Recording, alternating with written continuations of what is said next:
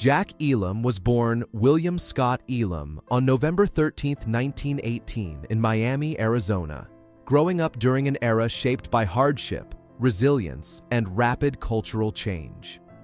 As a child of the Great Depression, he learned early how to endure setbacks, a lesson reinforced when a schoolyard accident left him blind in one eye.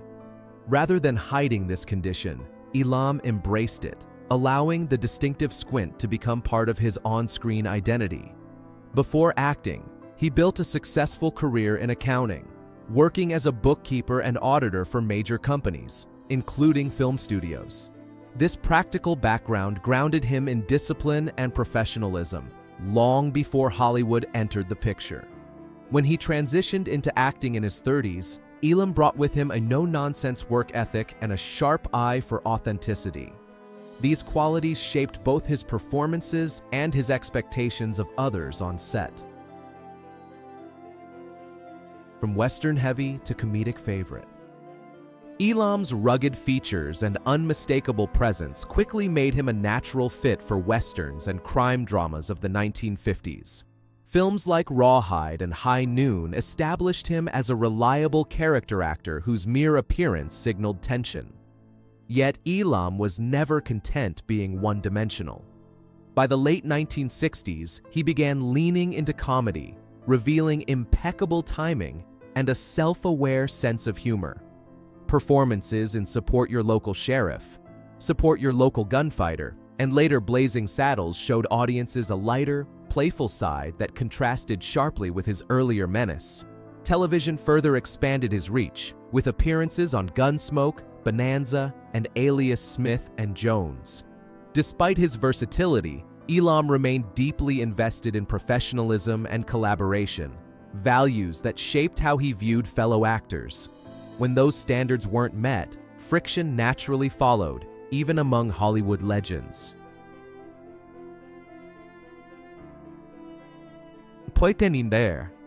A man of strong opinions. Behind the scenes, Jack Elam was known as warm, witty, and approachable, but he was also honest to a fault.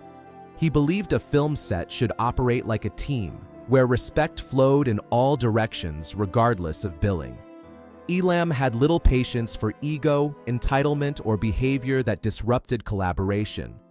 Over decades of work, he encountered many towering personalities, and while he admired talent, he was quick to notice when fame overshadowed professionalism. His criticisms were rarely personal attacks. Rather, they reflected frustration with working environments that felt unbalanced or dismissive of character actors.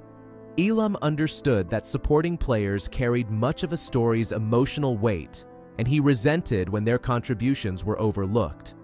The tensions he experienced with certain stars were rooted not in rivalry, but in clashing philosophies about craft, teamwork, and humility within an industry driven by hierarchy. Gary Cooper and emotional distance. Gary Cooper was one of Hollywood's most respected leading men, admired for his quiet strength and iconic screen presence.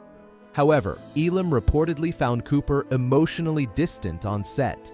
To Elam, filmmaking was a collective effort, and he valued communication and engagement among cast members. Cooper's reserved nature sometimes came across as aloof, which created discomfort for actors who relied on responsiveness during scenes. Elam never denied Cooper's talent or legacy, but he struggled with what he perceived as a lack of warmth towards supporting players. This wasn't hostility so much as incompatibility.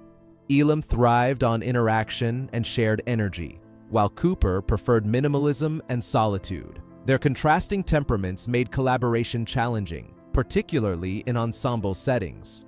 Elam's frustration reflected a broader tension between leading stars accustomed to isolation and character actors who depended on mutual rhythm to bring scenes fully to life. Elam, 101 Shu John Wayne in creative space. John Wayne symbolized the American Western hero, commanding attention with confidence and authority. Elam respected Wayne's cultural impact and undeniable charisma, yet found working alongside him creatively restrictive at times. Wayne's dominant screen presence often shaped entire scenes around himself, leaving less room for subtlety or ensemble balance. Elam, who specialized in texture and nuance, sometimes felt overshadowed by Wayne's larger-than-life approach. The difference wasn't personal animosity, but contrasting styles. Wayne embodied mythic simplicity, while Elam gravitated toward complexity and contradiction. On set, these approaches occasionally clashed, particularly when Elam felt that collaboration gave way to hierarchy. Still, he acknowledged Wayne's professionalism and dedication. Their tension reflected a broader divide in Hollywood between star-driven storytelling and character-driven performance, a divide Elam navigated throughout his career with quiet persistence.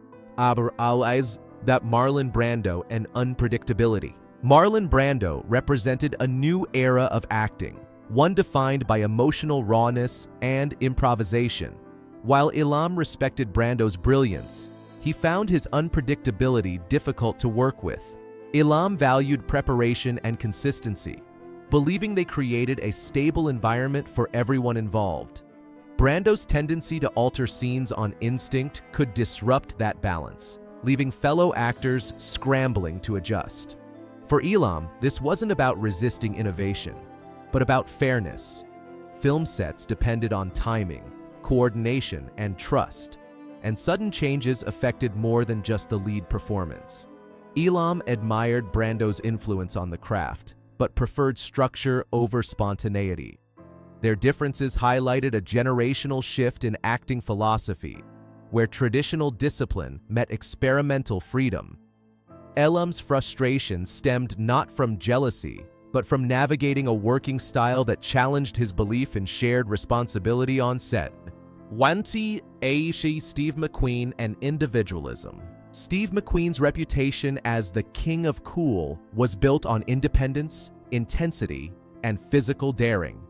Elam, however, often found McQueen's individualism at odds with ensemble filmmaking. McQueen was known for prioritizing stunts and action sequences, sometimes shaping scenes around his own momentum. Elam believed that even action-heavy productions required cooperation and balance, and he grew frustrated when that balance tipped too far towards self-focus. He acknowledged McQueen's charisma and star power, but felt that teamwork occasionally took a back seat.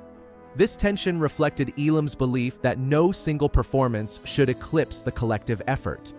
While McQueen thrived on autonomy, Elam valued interconnectedness.